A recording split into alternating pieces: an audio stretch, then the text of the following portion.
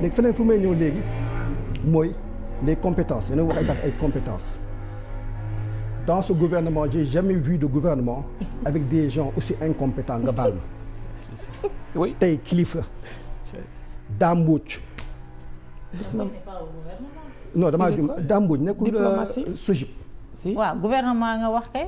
waaw mais tu vois gouvernement je parle des directions et des ministères soo leen boole ñun ñëpp. non gouvernement kay. les fonctionnaires c'est les 25 ministres ak 3 xaw ma 4 secrétaires d'État. Quand je parle des fonctionnaires les postes de direction. merci parce que les postes de direction tamit. il faut faire attention. te mënuñu construire des infrastructures à coût de milliards. kenn ko xam ne xamul dara ci infrastructure xamul dara ci marketing wala communication prof d'anglais nga jox ko mu gérer ko. nga jël mel ni dof. mais un prof d'anglais c'est quelqu'un qui a un niveau. non xam nga c'est très important et la gestion c'est une affaire d'expérience. non c'est pas une affaire d'expérience parce que tamit il y a le côté purement comptable côté interpréter les chiffres les états financiers les retours sur investissement et cetera et cetera donc loolu am na solo mais tamit tey su may waxaat tamit ci affaire parce que ci foofu lañ économie lañ jëm Boubacar su ma bëggaatee wax benn affaire bu gën a garaaw mooy on parle de jub jubal jubanti man liggéey naa CENTIF j'ai travaillé à la CENTIF j'ai vu comment les choses se passaient en tant que analyste financier. Est-ce que vous avez le droit d'en parler? Non sinon benn contrat bu ma koy tere. amul contrat de confidentialité. Il y avait pas j'ai travaillé là-bas et j'ai vu des choses yoo xam ne c'était pas très catholique quand c'était des dossiers politiques xam naa nu ko doon def. nan lañ ko doon def.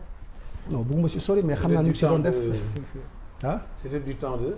il y a 15-20 ans yàgg na. liggéey naa fa. il faut bien préciser les séquences temporelles. non il y a 15-20 ans mën naa il y a une quinzaine une vingtaine d'années. n'existait pas. J'ai travaillé là si ça existait. Il y a 20 ans. Il y a 15 ans à peu près c'est vers les 2004 lañ ko créé. C'est pas il y a 20 ans ça. ah ben bon après 15-20 ans là j'ai fait une fourchette. bon xam nga jeu de mots noonu bàyyi jeu de mots rek j'ai travaillé là-bas ñoom ils savent que j'ai travaillé là-bas.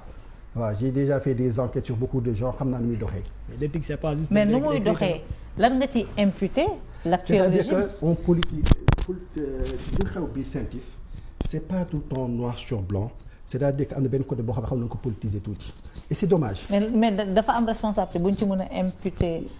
l'actuel régime. non mun ma wax damay quand je travaillais là-bas j'ai vu certaines choses qui n'étaient pas très catholiques.